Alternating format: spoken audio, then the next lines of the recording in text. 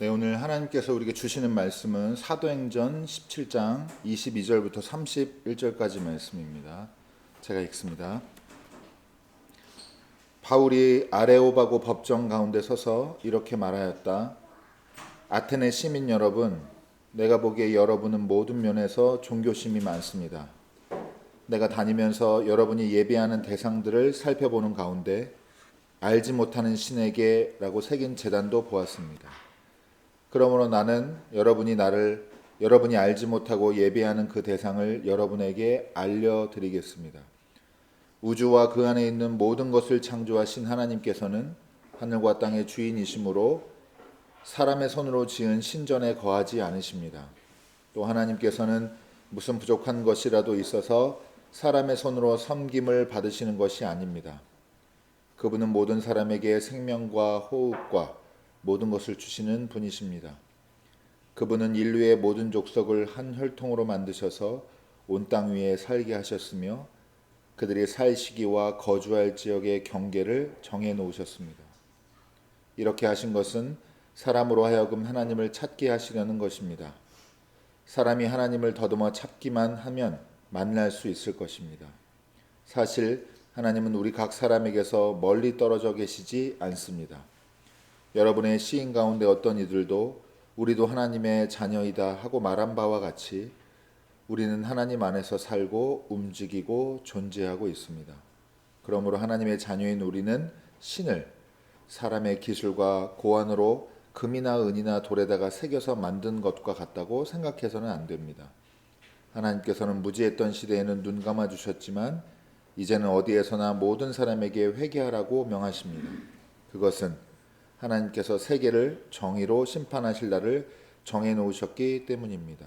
하나님께서는 자기가 정하신 사람을 내세워서 심판하실 터인데 그를 죽은 사람들 가운데서 살리심으로 모든 사람에게 확신을 주셨습니다. 이는 하나님의 말씀입니다. 감사합니다. 네, 우리 함께 돌아보면서 인사 나누고 말씀의 은혜 나누겠습니다. 하나님께서 원하시는 세상은 평화로운 세상입니다.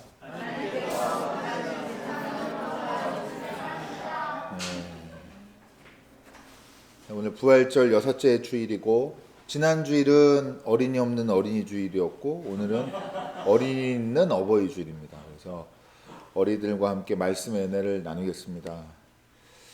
우리 여러분 학년 바뀌고 또 2달 정도 이제 생활을 했는데 재밌었어요? 딱히요? 네. 힘들지 않았어요 혹시? 학교 가서 학년 바뀌고 제일 많이 들은 어른들한테 들은 말은 뭐예요? 네, 아마도 그 많은 어린이들이 학년이 바뀌면서 해야 할 일이 늘다 보니까 또 아니면 큰 변화 없을 수도 있고 근데 어쨌든 전체적으로 볼 때 이렇게 학년 한 해 한 해 늘어갈수록 나이가 더 먹을수록 아마 부담을 많이 느낄 겁니다.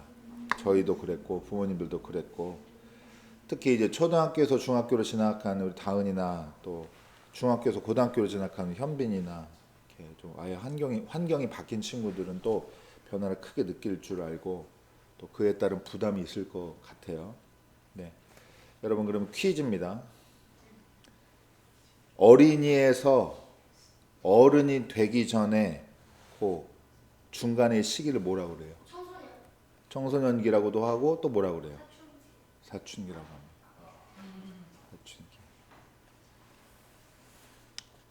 청소년기라고도 부르고 사춘기라고도 부르는 요 시기가 있는데 사춘기는 육체적으로 정신적으로 성인이 되기 전에 되어가는 시기 이거를 이제 사춘기라고 하고 국어사전을 보면 나와요. 약 15세에서 20세 사이를 얘기합니다.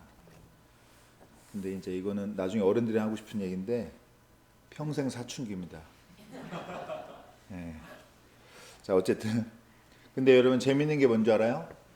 인간이 아주 독보적으로 그러니까 인간은 다른 종이랑 비교했을 때 엄청나게 사춘기가 긴 종이에요. 다른 짐승은 다른 동물은 다른 생물은 사춘기가 길지 않아요. 사람은 이렇게 성인이 되려고 그러면 적어도 대충 사회적으로 볼 때 20살 넘어야 성인이라고 얘기를 하잖아요. 여러분, 다른 동물은 금방 성체가 됩니다. 금방 어른이 돼요. 자, 그럼 여기서 퀴즈. 왜 그럴까요? 왜 이렇게 사람만이 사춘기가 길까요? 왜 사람은 사춘기가 길까요? 망아지는 3시간 만에 뛰는데. 오, 몰라요? 모릅니다. 왜 그런지는 모릅니다. 아무도 모르는데 어쨌든 인간이 사춘기가 독보적으로 길어요. 응. 인간이 또 다른 동물에 비해서 많이 사니까? 네, 지도가 필요합니다. 그런데 이제 어쨌든 이 중간, 어떻게 보면 어른도 아니고 어린이도 아닌 중간 시기가, 이게 그러니까 사람은 이 시기가 길기 때문에 잘 보내야 돼요. 잘 보내야 되는데 결국에는 어른이 되는 법을 배워야 됩니다. 어린이들. 지금 이제 초등학교 학생들, 어린이들은 이제 아직은 그냥 어린이고, 여기서 좀 지나가면 이제 중학교 가면서부터는 보통 이제 사춘기에 들어가고, 성인이 되기 전까지 이제 사춘기라고 보면 되는데, 이 시기에 뭘 배워야 된다고요? 어른이 되는 법을 배워야 돼요. 그럼 어른은 뭘까요? 어른은 자식들의 부모. 결혼 안 한 사람도 어른이 있잖아요. 나이가 많이 드는 무조건 국어 사전에 보면은 다 자라서 자기 일을 스스로 책임지는 사람이 어른입니다. 다 자라요. 여러분, 전 더 안 자라요? 더 자라면 안 됩니다. 여러 가지 이유로 더 자라면 안 되고, 다 자란 후에 육체적으로도 그렇고 정신적으로도 그렇고 자기를 책임을 지는 사람이 그게 어른입니다. 그러니까 어른이 되는 법을 배운다는 게 무슨 말이에요? 그렇죠. 자기를 책임지는 법을 배워야 돼요. 여러분, 자기를 책임진다는 거는 내 스스로 모든 걸 다 한다는 말이랑은 좀 달라요. 내 힘으로 못하는 일도 있고 다른 사람의 도움이 필요할 때도 있어요. 그래서 어른이 되면서 보통은 작은 일은 내가 다 스스로 해결하고, 정말 어려울 때에만 남의 손을 빌리거나 도움을 요청하고, 이렇게 되는 게 맞거든요. 자, 그러면 여러분, 지난주에 우리 어른들과 함께 얘기 나눴는데, 어린이들 어려울 때 누구 찾아요? 힘든 일 있을 때 엄마 찾고, 또 누구 찾아요? 부모님. 예? 하나님. 하나님 찾아요? 네. 또 아빠는 잘 안 찾나 봐 이제. 엄마는 출장 가서 어떻게 불러? 그래요. 또 다른, 또 아빠가 출장 안 가는 집은 아빠도 찾죠? 어려울 때 엄마 아니면 아빠를 찾아요. 이게 자연스러운 겁니다. 여러분, 다율이 하나님 찾지 말고 엄마 아빠 찾는 거예요. 네. 아직은 그래야 될 때입니다. 자, 그러면 엄마 아빠들은 어려울 때 누구 찾나요? 네.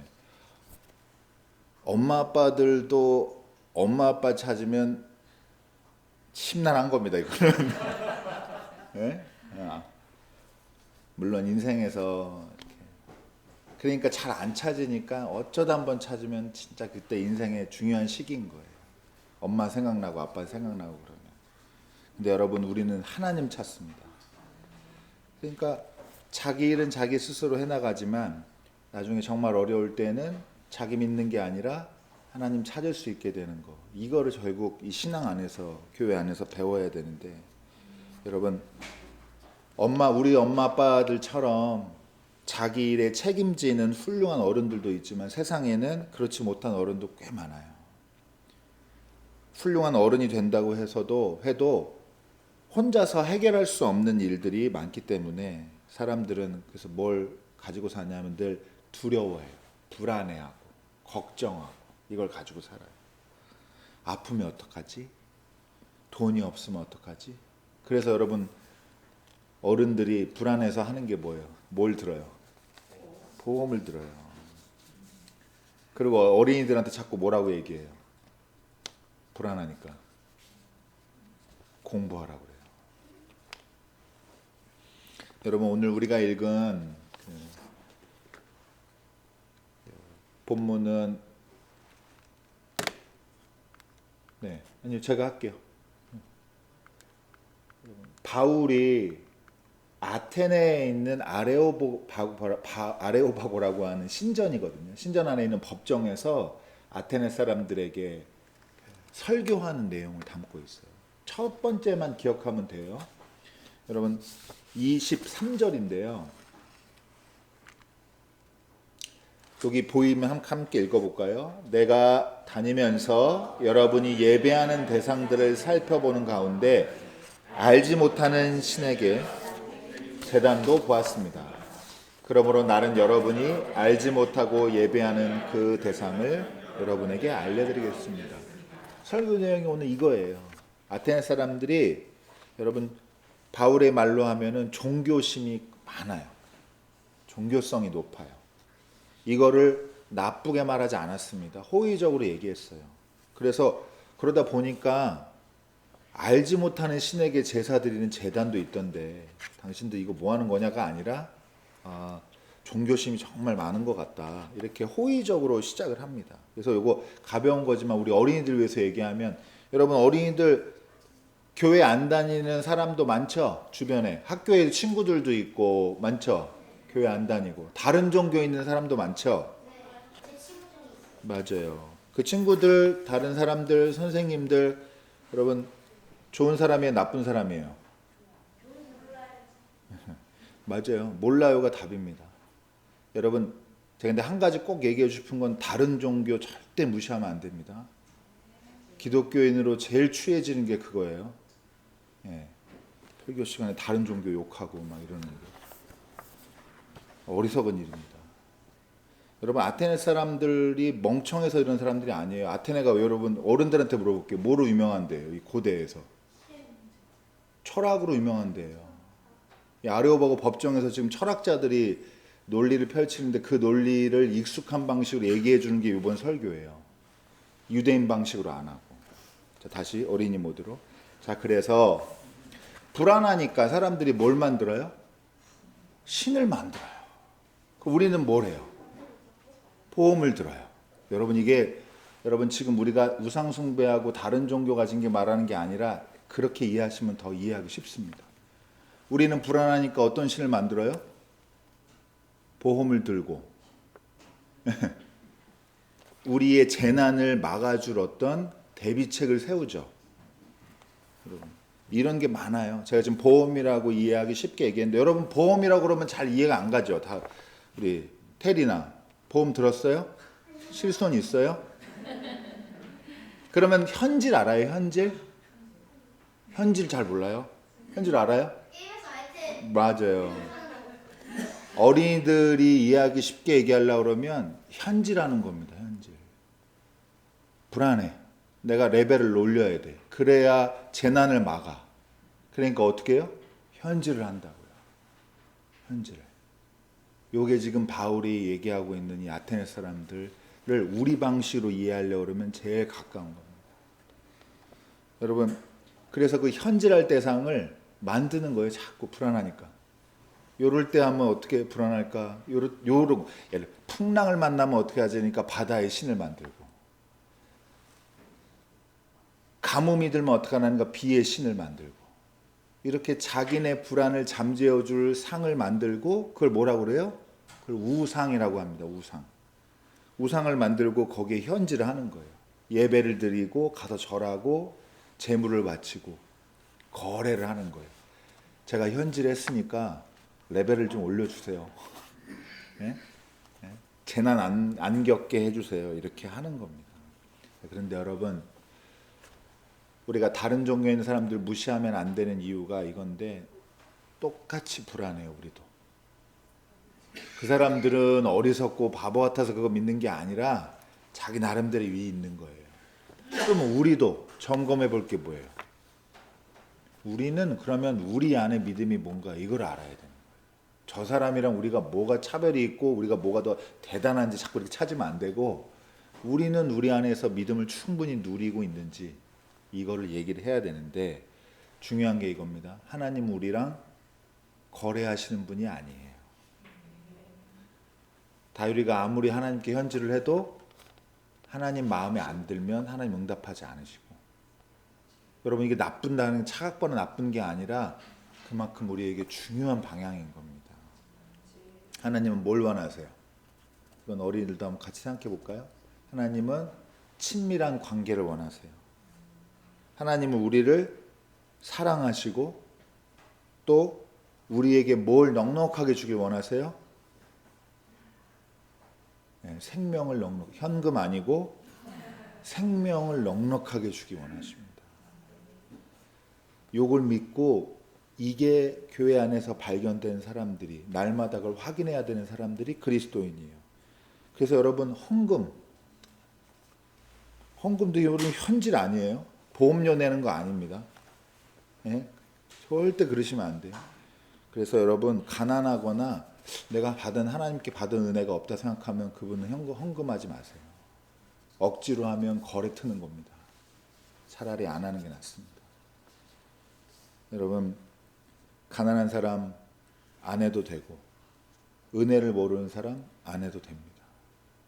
은혜도 모르는데 하나님께 현질한다고 하나님이 레벨 올려주고 그러지 않는다. 여러분 그러면 오늘 설교의 핵심이 뭐냐? 우리들 그래도 재미도 없는데 잘 들어줘서 고맙고, 원래는 여러 가지 내용이 있는데 제일 마지막에 31절이 핵심이에요. 요거 한번 읽어볼까요? 같이. 자, 시작. 그것은 하나님께서 세계를 정의로 심판하실 날을 정해놓으셨기 때문입니다. 자기가 정하신 사람을 내세워서 심판하실 터인데 그를 죽은 사람들 가운데서 살리심으로 모든 사람에게 확신을 주셨습니다. 자, 이제 짧게 결론을 얘기할게요. 요 중에서도 이 설교 전체 중에 제일 중요한 거고 그 중에서도 여기가 핵심입니다. 죽은 사람들 가운데서 살리셨어요. 누굴 살리셨어요? 누굴 살리셨어요? 그 전에 처음 열매가 되시는 분이 누구예요? 예수님이죠. 예수님이 부활하신 얘기를 하는 거예요. 요게 아테네 사람들 듣기에 이제 어떤 반으로 갈려요. 말도 안 되는 소리 하고 있네. 그리고 어떤 사람들은 무슨 말이지? 더 알아보고 싶네. 이렇게 갈리고, 바울이 그래도 아테네에서는 설교나 이 선교가 성공적으로 됐었는데 그 핵심이 요겁니다. 요 얘기를 하려고 하는 거예요. 죽은 사람을 살리신 하나님, 부활하신 하나님, 부활하신 예수님에 대해서 선언하고 선포하려고 이 설교를 한 것인데, 여러분 부활 믿어요? 우리 믿어요? 또 딴 친구 믿는 친구 있어요? 안 믿는 친구들도 있어요. 네. 네, 믿어요. 근데 여러분 부활을 제대로 아는 사람 아무도 없어요. 본 적이 없거든요. 부활한다는 게 뭔지 우리는 몰라요. 정보로는 부족해요. 근데 한 가지 딱 그런 게 있어요. 부활을 믿냐 안 믿냐를 대답을 들어보는 게 아니라 어떻게 하면 알 수 있어요? 어떻게 하면 알까요? 저 사람이 부활을 믿구나. 그렇죠. 삶으로 알 수 있어요. 삶이 어때요? 감사하며요. 변화가 됩니다. 부활은 능력이 있기 때문에 그 능력이 삶을 변화시켜요. 오늘 어린이들과 함께 나눌 수 있는 딱 한 가지만 얘기하겠는데, 부활을 믿으면, 실제로 믿으면 어떻게 되냐? 더 나은 사람으로 변화됩니다. 나빠지지 않아요. 왜 그래요? 실패가 끝이 아니다 알거든요. 여기가 종착점이 아니다 알거든요. 부서져도 다시 세우고 넘어져도 다시 일어난다는 사실을 믿고 살기 때문에 더 나빠지는 사람이 될 수가 없어요. 그래서 그게 일상으로 오면 어떻게 돼요? 부활의 믿음이 더 나은 사람이 되기 위해 노력하게 됩니다. 정확하게 말하면은 나를 더 나은 사람으로 만들어 가시는 하나님을 더 신뢰하게 돼요. 더 맡기게 되고 이렇게 되는 겁니다. 그래서 우리가 할 수 있는 일은 뭐예요? 그러면 하나님이 그 변화를 이끌어 가시는데 우리는 우리 스스로는 할 수 있는, 하나님이랑 협력해서 할 수 있는 일이 뭐가 있을까요? 더 나은 사람이 되기 위해서. 엄청 쉬워요. 더 나은 사람이 되려면 어떻게 해야 돼요? 성경 7독? 노력? 무슨 노력해야 돼요? 더 나은 사람이 되려고 그러면. 예수님을 닮아가기 위해서는 어떤 노력해야 돼요? 대답해서 고마워요. 그러면 계속 배워야 됩니다. 늘 배우는 자세를 가져야 됩니다. 그게 무슨 말이에요? 여러분 어린이들 아까 어른들한테 공부하란 말 많이 듣는다고 그랬죠? 그 말이랑 다른 말이에요. 지금 목사님이 하고 싶은 얘기는 공부하란 얘기가 아니라 늘 배우는 사람이 되란 얘기예요. 늘 배우는 사람. 늘 배우는 사람이 무슨 말이에요? 지금, 과거, 예전에, 지금까지 나는 부족한 면이 있었다라고 고백하는 사람이 배우는 사람이에요. 부족했다고 인정하는 사람이, 겸손한 사람이 배우는 사람인 겁니다. 그래서 그 불안, 내가 부족함, 그걸 메우기 위해서 내가 만든 신을 만드는 사람, 내가 생각하는, 상상하는 신을 만드는 사람이 아니라 하나님을 믿고 더 나은 삶을 살려고 날마다 노력하는 자세를 늘 갖는 사람이 중요한 겁니다. 그래서 여러분 실패는 없습니다. 실패는 없습니다. 더 나아지면 돼요. 지금까지 내가 부족했다고 생각하면 됩니다. 그러면 그 믿음 가진 사람들은 안 변할 수가 없습니다. 겸손하게 그렇게 고백하며 사는 삶은 안 변할 수가 없습니다. 그래서 여러분 사춘기에서 어른이 되기까지 늘 배우는 자세를 잃지 않아야 합니다. 여러분 다행히 그 어린이가 여기 없는데 어떤 어린이가 집에 와서 저한테 한 발 없는 말이 절구친다라는 말을 들어봤느냐라고 물어봤어요. 한 발 없는 말이 절구친다. 무슨 말이냐? 나중에 다음날 비밀이 밝혀졌는데 유치원에서 속담을 배웠는데 발 없는 말이 천리 간다라는 말을 한 발 없는 말이 절구친다 그래요. 전 되게 이게 너무 진지하게 받아들여서 한 발 없는 발이 하나가 없는데 절구를 치니까 얼마나 진짜 삶의 의지가 막 이렇게. 저는 근데 이게 제 삶의 중요한 기준인데 여러분 사람은 다 거기서 시작합니다. 처음부터 발 없는 말이 천리 간다 똑부러지게 말하고 알고 이해하는 데서 시작하는 게 아니라 어리석은 데서 부족한 데서 시작합니다.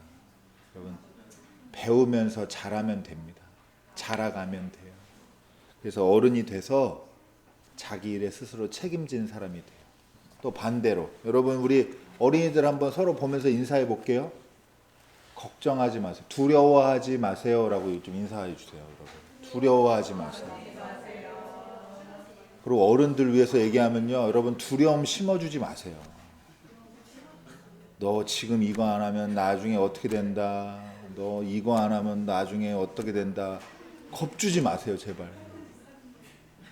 행복하게 놀이터 오고 목장처럼 살아도 지금 시원찮을 판에 어린이들이 4세 고시 보고 대학교가 언제 결정된다 이런 부모들이 지금 많은 세대입니다. 여러분 안타까워요. 안타깝습니다.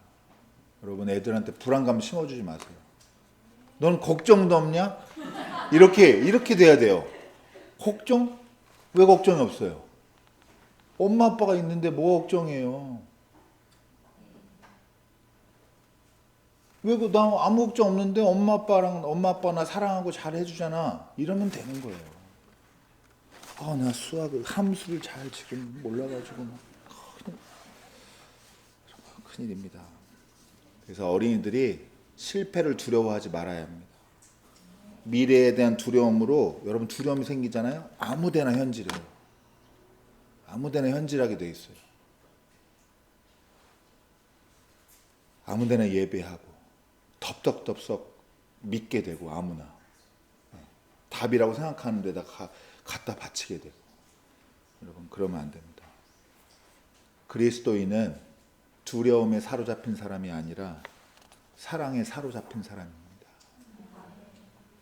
여러분 부활하신 생명력으로 날마다 배우는 어린이들 되기를 축복하고 또 저와 여러분도 그런 날마다 사춘기인데 더 성숙해지고 더 나은 사람이 되셔서 우리 말고 다른 사람도 책임지는 그럴 수 있는 성숙한 하나님의 사람 되시기를 주님의 이름으로 축원합니다. 기도하겠습니다.